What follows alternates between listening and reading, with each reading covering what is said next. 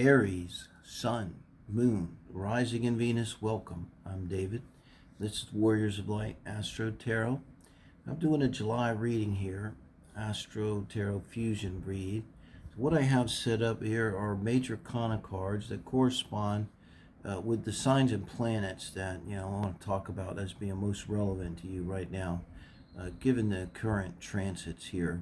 Doing this reading on the 4th of July here in Mexico, where we don't celebrate the 4th of July, but there might be fireworks because they do like fireworks. So we never know here. But it's a beautiful day here in Cancun. Hopefully it's going to be quiet. And I've got this set out for you. And what I have here is minor arcana cards on the bottom of the deck. Coming up with the 10 of Pentacles. I shuffled real good before we started, and I took out the other cards that are major arcana, not relevant, because what I want to look at with the reading, and just going to be a general July reading for love, romance, and relationship, is pull some cards for each of the signs here. So we have Capricorn here, and you have the Judgment is the Pluto card, 27 degrees Capricorn. That's square to you. We'll come back to that. You got Saturn in Aquarius, the star, Saturn, the world, and with the sign up top. And the good thing about Aquarius for you guys, that's a sextile. So this is kind of your money maker, Aries. I hate to say it, it's not sexy, but from 25 degrees Aquarius to 18 degrees, give or take, particularly. We would want to be pretty close to in there to have this be hugely relevant. But if it is in there, if you have that sun or moon or rising or even Venus in that kind of a sextile here, it's really good energy.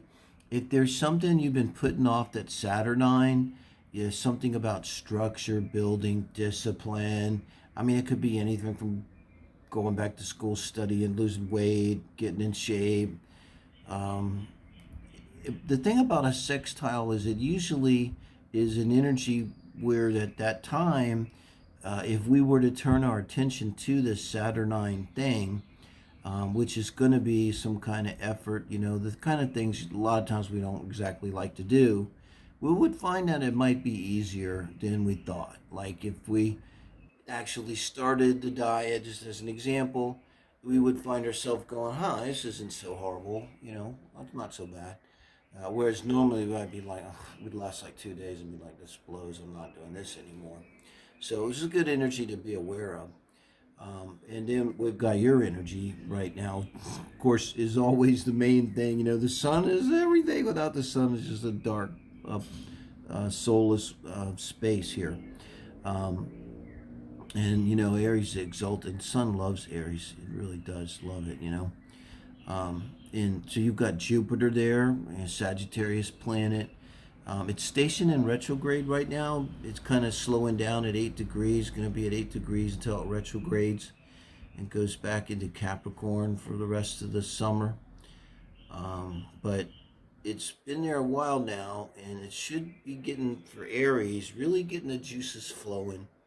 And don't let the tower scare you here, because all I'm doing here is representing the transits in the sky with, instead of a chart for you to look at, with tarot cards. So the tower represents Mars, actually. You would think Uranus, right? I always think still of Uranus when I think of the tower. It comes to mind. But maybe there's a lesson. That's why when you put Uranus and the tower together, Uranus is the fool in tarot, by the way, if you give a darn. But when you put them together, you get the tower. It's like things can fall apart, break down. It's usually like a prison break, I always say. You want to make things better. But so you've got the great benefic, in your sign. That's always great. And you've got your own planet, Mars, at home. And it's at 27 now, Mars, to 29 on the 4th of July. So we'll be going into Taurus soon, and that might not be so bad. It just could definitely be things slowing down and mellowing. But this should have been an accelerated period over the last 3 weeks, and probably continue with Jupiter there. And as we pay attention to this Saturn, because as Jupiter then retrogrades, it'll also be in retrograde with Saturn. And so from now until at least like November time frame, it could be a period where we kind of got things going. And again, this doesn't necessarily have to, could be a business, could be spiritually, could be our meditation, could be whatever we're doing in our life. We're probably doing something, right? Not just, most of us are not just sitting here like a lump. So whatever we're putting effort in, could be romance. And so, Mars is going to go into Taurus in a few days. And it actually could be a little bit of a relief. Like, it could have been a little bit overheated for you guys. I ain't going to get into the world energy because I was pressing on me to do a video. We'll do the USA chart for the 4th of July today. Well, that's a whole nother scene. And then here we have the lovers representing Gemini for you guys. And we have Venus and we have Mercury there. The Empress Venus and Mercury is the magician. So that's another energy that's sextile to you. So I don't know, you could think of it this way. You don't have to. I'm kind of skipping over this Capricorn Pluto for now because that's at 27 degrees. If you're dealing with that, it's beyond the scope of this reading. Get a reading. I would advise an astrology reading, just particularly if you have a time, or really drill into that yourself. I've got the 27 degrees of my moon in Cancer, so it's a direct opposition. And for me, it's today, Pluto in Capricorn, the judgment is Pluto, devil's Capricorn, is dead opposite my moon on this date. It is for the U.S. on the 11th, so it's coming up. It'll be the U.S. return, though. It won't be in opposition. So, but in Gemini now, you have these also sextile. You have the planet of love, desire, nature, what it is we want, what is it we value. I think value has been a huge emphasis for a while with the North Node and Uranus in Taurus. I think what Uranus is doing, particularly when it just hit the North Node, it's more and more about like getting rid of things that we don't really value. And so first you got to find out what you value. And that's what Gemini does, particularly with the Mercury there. And so Mercury is now at 27. And so, that'll be going into Cancer. And that could again be something of a relief, even though that'll then square you. But so you kind of, whatever you've been working on, I'd say with both of these planets kind of getting ready, Mars and Mercury getting ready to change signs, it should be coming to kind of a head right about now. Leave me a comment. It'd be interesting to know. But again, though, both of these sextiles with Saturn and with Venus and Mercury, Venus will be a little while longer, but it moves fast. But that's the energy of like where you can really think about and focus on because what you value. That's what I was saying. What is it that you value? Is that Venus stuff. And when Saturn wants to work on things, back there in Aquarius with that sextile, what does it want to work on? Well, ideally, what it kind of wants to focus on is what is it you value, because Saturn's doing long work. Saturn's putting in hard hours for low pay, expecting that you're building a career. Saturn's working late at night studying for nothing and paying for the opportunity so that in the future then Saturn wants to achieve. So all of that we're going to do based upon what it is that we value, where it comes into mind. And then in Cancer, again, square you have the Sun energy. So I kind of see for you guys overall, like it's been really good for Aries. I'm not saying it's going to be really bad. It's like if you've been kind of like, whoa, I need a minute to catch my breath, you're just about to get that minute. In fact, this week will see us moving in. As I do this, it's the 4th of July. Hopefully you're off, even if you're in America anyway, and relaxing. If not, maybe this is a week which sees you kind of like ramping down a little bit. Maybe it's not such a bad thing. We got to remember 10 of Pentacles on the bottom of the deck for this reading. So I'm going to pull a card for this Pluto square. And we got the 4 of Wands, and we got the Ace of Wands for Saturn. There's something you need to do I told you, around this Saturn energy. You need to make use of its long energy. It goes on all summer, into the fall, really be freaking early next year before this is all over. And so this, it could be something that could be really fruitful, you know, starting something, continuing something, somehow working, building, being responsible, having discipline. We got the Queen of Cups on your side. So, you know, coming on the Emperor, the Queen of Cups, I think this is you guys kind of mellowing out here. What I was just saying, like we could see it as mellowing out.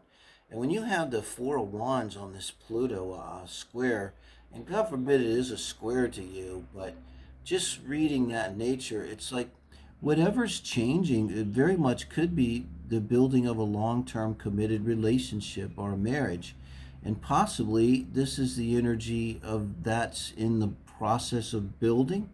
And then when you just look at the tarot reading, then next to that you have the Ace of Wands. Well, you know, this Saturn thing too, maybe what you're going to be investing is a long-term committed relationship and a marriage. Love you to leave a comment, Aries.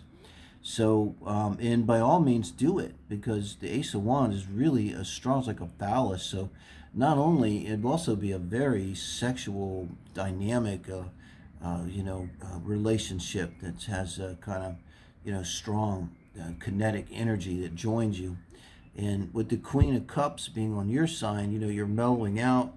This is you, not only mellowing out, but really mastering your emotions, Aries, and understanding. I think, like, if you're not feeling that right this minute, like I say, in a few days when Mercury shifts over to Cancer and Mars shifts over to Taurus, you're going to go Earth to water, and I think you're going to really be feeling this Queen of Cups. It's being emotionally intelligent, emotionally available, having emotional wisdom here.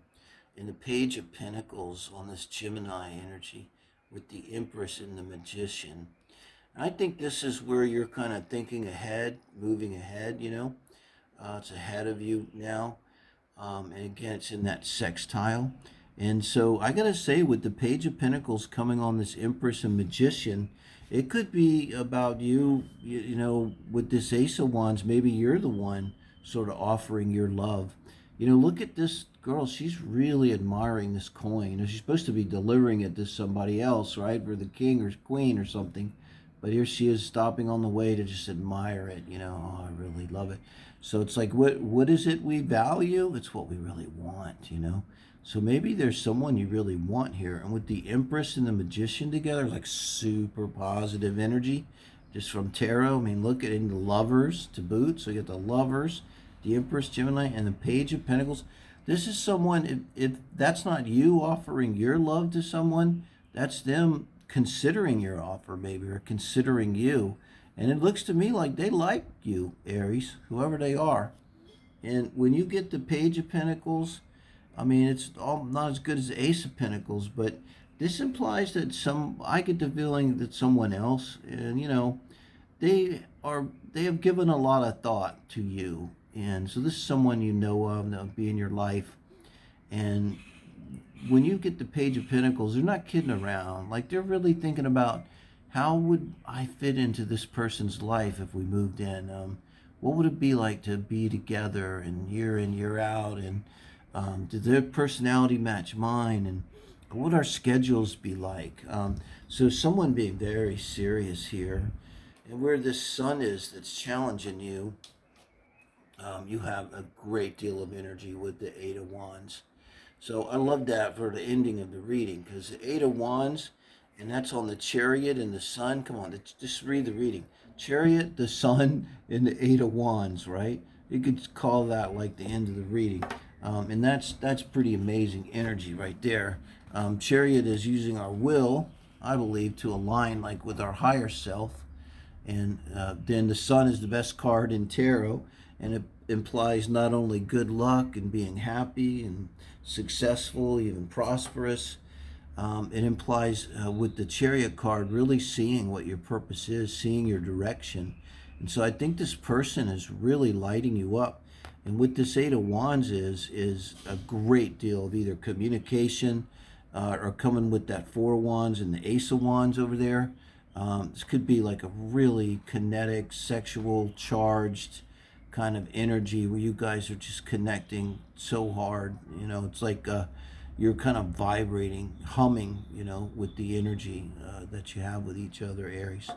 So really love that as you're reading, guys. And let me know if you like that. I'm trying to mix the astro and the tarot in a way that's comprehensible. It's 15 minutes. Try to keep them under 15 minutes. So thank you, guys. Like, subscribe, share. Appreciate you.